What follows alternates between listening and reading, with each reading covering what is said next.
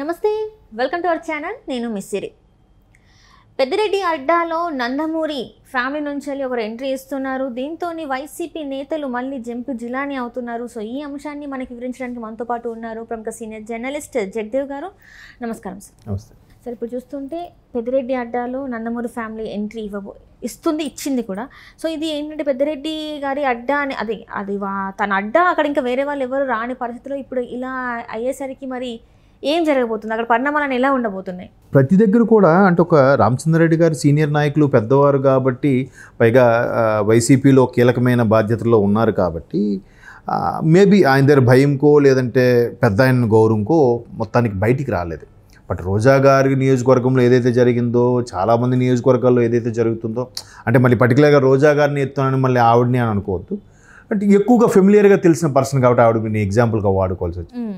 ప్రతి దగ్గర కూడా ఏం చేస్తున్నారంటే, ఇన్ని రోజులు వైసీపీ జెండా పట్టుకొని తిరిగిన సీనియర్ నాయకులు ఎవరైతే ఉన్నారో, అంటే సూపర్వైజింగ్ నాయకులు ఎవరైతే ఉన్నారో వాళ్ళు మొహం చాటేసే, లేదంటే గతంలో వీళ్ళు కాళ్ళు ఎగరేసుకునే విధానం ఏదైతే ఉందన్న ఇబ్బంది ఎవరిది వాళ్ళకి గిల్టీగా అనిపించో వాళ్ళు వెళ్ళకుండా వాళ్ళు సైలెంట్గా ఉండిపోయి వాళ్ళ కింద ఉన్న అనుచరుల్ని మరి బాబు ఇటొద్దు అటువైపు వెళ్ళి తిరుగురా అని చెప్పే పరిస్థితి వచ్చింది. టీడీపీ వైపు వెళ్ళి తిరుగురా అన్నట్టుగా మన రోజా గారి నియోజకవర్గం కూడా అదే జరిగింది. అందుకే అంటే ఆవిడ ఎగ్జాంపుల్ తీసుకోవడానికి కారణం అది. సో ఇక్కడ కూడా పెద్దిరెడ్డి గారి మీద గౌరవంతోనూ లేదంటే ఎందుకులే రకరకాల ఇంకో వేరే కూడా రీజన్స్ ఉన్నాయి. మనం ఆన్ ద స్క్రీన్ చెప్పలేము కొన్ని. అట్లాంటి రీజన్స్ వల్ల మొత్తానికి చాలామంది బయటపడలేదు. ఇద్దరు ముగ్గురు నాయకులు మాత్రం డేర్ చేసి బయటకు వచ్చి కలిశారు. ఎప్పుడు నందమూరి రామకృష్ణ గారని, అంటే ఎన్టీఆర్ గారి చిన్న కుమారుడు, బాలకృష్ణ గారికి తమ్ముడు, అతనే లాస్ట్ అనుకుంటా. ఫస్ట్ ఆయన కూడా రామకృష్ణకు ఆయన ఉండేవారు. ఆయన చనిపోయిన తర్వాత మళ్ళీ లాస్ట్ కుమారుడు ఈయన పేరు కూడా అదే పెట్టినట్టున్నారు. నాకు చిన్న కన్ఫ్యూజ్ ఉంది, అది తెలియదు. బట్ ఆయన పేరు మీద స్టూడియో కూడా ఉండేది, రామకృష్ణ సినీ హార్టికల్చర్ స్టూడియో అని మన తార్నాకలో ఉంటుంది. సో అట్లా ఆయన ఎప్పుడైతే మరి బాలయ్య గారు ఖచ్చితంగా బాలయ్య గారి కోసం సపోర్టివ్గా ఉన్నారు. తర్వాత నందమూరి తారక రామారావు గారు, స్వర్గీయ నందమూరి తారక రామారావు గారు పెట్టిన పార్టీ కాబట్టి ఆబ్వియస్లీ నందమూరి కుటుంబ సభ్యులు అందరూ కూడా టీడీపీకే ఫేవర్గా ఉంటారు. అది ఎవరు అవునన్నా కాదన్నా. ఈవెన్ ఎన్టీఆర్ గారి విషయంలో కూడా చాలా జూనియర్ ఎన్టీఆర్ గారి విషయంలో కూడా ఆయన పార్టీకి పనిచేస్తాడు, ఆయన ఫేవర్గా ఉన్నాడు. లేదా వైసీపీ నాయకులు లేదా కొడాల నాని గారు ఆయన ఫోటో వాడుకున్నప్పుడు ఖండించలేదు. ఇవి వచ్చినా కూడా ఆయన ఇప్పుడు చెప్పాడు, తాతగారు పెట్టిన పార్టీ, తండ్రి గారు పనిచేసిన పార్టీ, నేను దానికి కాకుండా వెళ్ళిపోతాను, ఎప్పుడే పిలిచినా సిద్ధమే అని కూడా చాలా సందర్భంలో చెప్పారు ఎన్టీఆర్ గారు కూడా.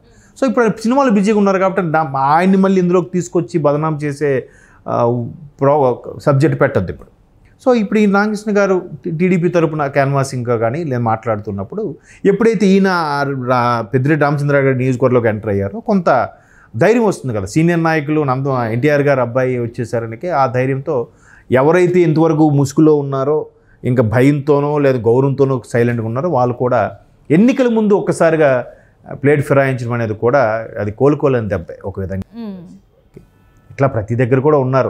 ఏదంటే ప్రభుత్వం మాది కదా అని చెప్పి కాలు ఎగరేసి వాళ్ళ మీద రుబాబుగా బిహేవ్ చేసిన వాళ్ళందరూ కూడా ఈరోజు గిల్టీగా ఫీల్ అయ్యి, ఒకటి అందులో ఉండలేక, రెండోది పక్క పార్టీలకు తొంగి చూడలేని పరిస్థితి అయిపోయింది. అలాగే చాలామంది ఉన్నారు. అందుకు వాళ్ళు ఏం చేస్తున్నారు, ముందు వాళ్ళ అనుచరుని ఎవరు బాబు నువ్వు వెళ్ళి తిరుగు, నా గురించి చెప్పు ఆయనకి నాయకుడికి, తర్వాత నేను వచ్చి మెల్లగా జాయిన్ అవుతాను అంటే రిజల్ట్ వచ్చాక మెల్లగా వెళ్తారు. వీళ్ళ కాన్సెప్ట్ అది.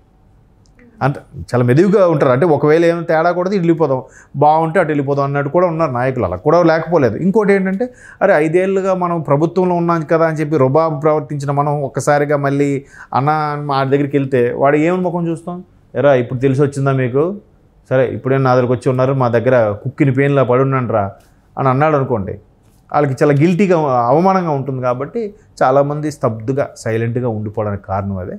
సో ఈ అందరూ ఇప్పుడు లోకేష్ గారు భార్య బ్రాహ్మణి గారు, భువనేశ్వరి గారు ఎప్పుడు మహా అయితే కుప్ప నియోజకవర్గంలో ఎప్పుడైనా కనబడేవారు కానీ ఎన్నికల నేపథ్యంలో జనరల్గా గడపకు వెళ్ళడం కానీ, చంద్రబాబు గారు అరెస్ట్ అయిన తర్వాత క్యాండిల్ ర్యాలీలు కానీ ఇలాంటివి ఎప్పుడు చేయలేదు ఆవిడ.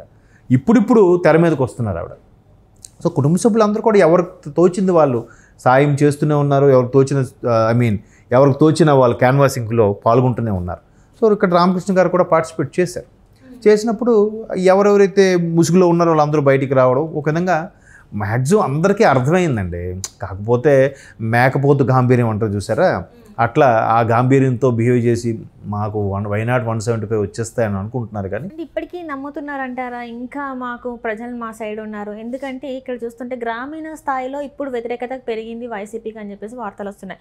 అది కూడా ఎందుకంటే ఈ ల్యాండ్ టైటిలింగ్ యాక్ట్ వల్ల ఇప్పటివరకు ఒక పాజిటివ్ ఉన్న వాళ్ళు కూడా అరే జగన్మోహన్ రెడ్డి గారు ఇది చేశారు అది చేశారు అని కొంతమంది ఎవరైతే ఉన్నారో ఇప్పుడు వాళ్ళు కూడా ఆయనకు వ్యతిరేకంగా మాట్లాడుతున్నారు అని చెప్పేసి వార్తలు వస్తున్నాయి. సో దీనివల్ల ఇంకా మైనస్. అండ్ ఇప్పుడు ఇప్పుడు 4 రోజులు ఉన్న ఈ క్రమంలో వీళ్ళు మళ్ళీ జంప్ అవ్వడం ఇంకా అది ఇంకోటి ఏంటంటే వీళ్ళకి పబ్లిసిటీ పిచ్చి ఒకటి ఉందమ్మా బాగా. ఇప్పుడు చెట్లకు కూడా ఆ 3 రంగులు వేయడం, ఆయన ఫోటోలు, ఆఫీసులకి ఆ బొమ్మలు వేయడం, ప్రతిదానికి ఆయన ఫోటో, ఈవెన్ పాస్బుక్ మీద కూడా ఆయన ఫోటో. ఎట్లా అదేమైనా 100 రూపాయల నోటు మీద గాంధీ బొమ్మ కాదు కదా. అట్లా కొంతమందికి ఆ ఫీలింగ్ ఉంటుంది, నా దీని మీద వీడి ఫోటో ఏంట్రా అనే ఫీలింగ్ ఉంటుంది. అంటే వాళ్ళది ఏంటంటే మేము మా చెమట వచ్చి కష్టపడి ఖర్చు పెట్టి సంపాదించుకున్న మనీ ఈయన ఫోటో ఏంటి, అసలు ఈయన ఫోటో ఎందుకు వేయాలి, అసలు దీని వెనకాల కథ ఏంటి అని చెప్పేసి చాలా ఇబ్బంది పడుతున్నారు. పబ్లిసిటీ పిచ్చి ఏదైతే ఉందో, ఇప్పుడు కేంద్రం ఇప్పుడు రేషన్ అలాంటివి కేంద్రం కొన్ని నిధులతో రాష్ట్రం కొన్ని నిధులతో కలిపి ఇచ్చే వాటి మీద కూడా వీళ్ళు ఫోటోలు వేసుకొని కేంద్రం ఫోటోలు అయిపోతే ఏమవుతుంది, మేమిస్తే వీళ్ళు ఏంటి వేసుకుంటున్నారా, మా పేరుని వీళ్ళు డప్పు వేసుకుంటున్నారా అన్న ఫీలింగ్ ఉండదా? మేము ఇచ్చింది మేమైతే యాడ్లు వీళ్ళు వేసుకుంటున్నారు అన్నట్టు ఫీలింగ్ ఉంటుంది కదా. బట్ అది సైలెంట్గా ఓర్చుకుంటూ వచ్చారు అసలు. ఇప్పుడు సామాన్య ప్రజలు ఇంకేం చేస్తారు, ఇదేంటిది తన కుటుంబము తన ఆస్తికి వచ్చేసరికి ఎవడైనా రెబల్ అయిపోతాడు. ఇప్పుడు తెలిసి వస్తుంది ఒక్కొక్కరికి, ఓహో ఇట్లా ల్యాండ్ ఇంతకుముందు ప్రభుత్వ ఆస్తులు తాకట్టు పెట్టినట్టే మా కూడా పెడతారేమో. అంటే జగన్మోహన్ రెడ్డి గారికి ఎవరో ఇప్పుడు చాలా మంది విశ్లేషకులు చెప్పింది బట్టి నేను కూడా చూసి చెప్తున్నాను. అంటే జగన్మోహన్ రెడ్డి గారికి ఎవరో సలహా ఇచ్చారంట, ఎప్పుడు కానీ నువ్వు ప్రజల మధ్యలో ఉండాలి, ప్రజలకు ఎప్పుడు కనిపించాలి అంటే ఆయనకైతే ఏ రకంగా అర్థమైందో ఈయన ఎక్కడ పడితే అక్కడ ఆయన ఫోటోలు వేసుకు అంటే ఇది ట్రోల్స్ కోసం వచ్చింది అనిపించు. లేదు అంటే ఇక్కడ ఏంటంటే ఇంకోటి నేను విన్నానండి, ఇప్పుడు ఆయన కూడా జనరల్గా ఆయనకు తోచిందే కానీ ఎవరు చెప్పింది సరిగ్గా వినరు, ఆయనకు నచ్చిందే చేసుకెళ్ళిపోతారు అన్నట్టు కూడా కొన్ని వార్తలు విన్నాను. మరి ఎంతవరకు వాస్తవం తెలియదు. ఆయన సన్నిహితంగా ఆయనతో గడిపిన వాళ్ళు తిరిగిన వాళ్ళే చెప్పాలి, అనుచరులుగా ఉన్నవాళ్ళు. అది కూడా ఒక రకమైన మైనస్ ఆయనకి అన్నట్టు కూడా చాలామంది చెప్పారు. బట్ నడిచినంతకాలం నడుస్తుంది ఎవరికైనా స్టారు. ఒక్కసారి టార్ తిరగబడిందంటే ఇంకేమి ఉండదు, టైం పడుతుంది. అదే ఎప్పుడైతే ఈ పాస్బుక్ల మీద ఫోటోలు వచ్చినాయో అప్పటి నుంచి వెళ్ళి ఇంకా వైసీపీకి పతనానికి కారణం ఇంకెక్కువైందని చెప్పేసి ఆ పార్టీలో నేనైతేలే అనుకుంటున్నారని చెప్పేసి కూడా వార్తలు వచ్చాయి. సో ఇప్పుడు ఇంకా మొత్తానికి చూసుకున్నట్టయితే ఇంకా వైసీపీకి ఓటు బ్యాంక్ అనేది, ఓటు బ్యాంకే కాదు స్థానాలు కూడా మొన్నటి వరకు అనుకున్నారు ఒక 30-40 స్థానాలు వస్తాయని, కానీ ఇప్పుడు 30-40 కూడా కాదు 15 లోపే 10 లోపే అని కూడా అంటున్నారు. మరి ఎలా ఉండబోతుంది? అట్లా మరి ఉండదు కానీ ఈజీగా 30-40 అయితే వస్తాయి అనుకుంటున్నాను నేను. బట్ వాళ్ళు ఇప్పటికీ నిన్న ఒక మిత్రుడు పెట్టాడు ఒక సర్వే. ఇప్పుడు జనరల్గా టీడీపీ వాళ్ళ సర్వే ఎలా ఉంటుందంటే 10లో 7 మాకు వస్తున్నాయి, 3 వైసీపీకి ఫేవర్గా ఉన్నాయి అన్నట్టు చెప్తున్నారు టీడీపీ వాళ్ళు. ఇందాక కూడా ఒకటి స్టేటస్ చూపించాడు, చూడండి 3 వైసీపీకి ఉన్నాయి 7 టీడీపీకి ఉన్నాయి. బట్ వైసీపీ వాళ్ళు పెట్టిన స్టేటస్లో 10కి 10 వైసీపీకే ఉన్నాయి, టీడీపీకి ఒక్కటి కూడా లేదు. అది కూడా టీడీపీ బొటాబొటి మార్కులతో ఏదో కష్టపడి ఏవైతే కష్టమైన పోలింగ్ స్టేషన్లో వాటి వరకు కూటమి అంతా కలిపి 30 స్థానాలు సంపాదించుకుంటుంది అన్నట్టుగా వాళ్ళు చూపిస్తారు. అది మరి అది వాళ్ళకే వదిలేదు. మరి నమ్మేదైనా అబద్ధమైనా అతికినట్టు ఉండాలి కదా, అట్లా మరి అలా జరిగిపోతుంది. సో వీటన్నిటి అంశాల మీద ఏమవుతుంటే ఒక్కొక్కరుగా ఇప్పుడు రేపు 13 అయిన తర్వాత ఇంకెంతమంది రివర్స్ అవుతారో కూడా మనకు క్లియర్గా అర్థమవుతుంది. వాళ్ళకి తెలిసిపోతుంది కదా ఎవరు ఓటేశారు, ఎవరు ఓటేస్తున్నారు అనేది కూడా. దాని బట్టి క్లారిటీ వస్తుంది. Thank you so much sir.